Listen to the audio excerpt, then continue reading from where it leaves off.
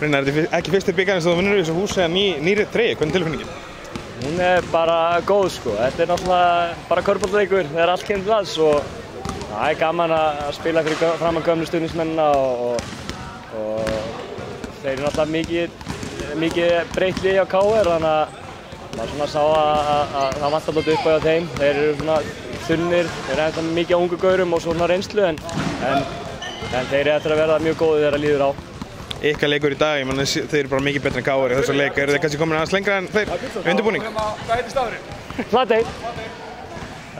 Jú, auðvitað, við erum komin náttúrulega aðeins lengra og það er sterk kjarni af íslensku leikmönnum í liðinu fyrir og svo er bara verið að setja smá vöðva eins og ég heyri einhvers staðar, setja vöðva á beinagrindina og með okkur og Danner og Júrald og mér finnst við koma bara vel inn í þetta og Dino auðvitað.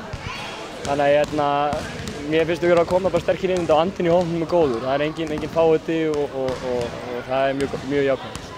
Fórstu í réttan búningsklefa, þú komst hingað inn á þann? Já, maður er búinn að átta sig á því að maður er komin í nýtt lið og þetta er bara stór skref í mínu lífi að prófa eitthvað nýtt og prófa að spila fyrir annað lið og Sauðárkrókur er frábær bær, það snýst allt við körfubolta.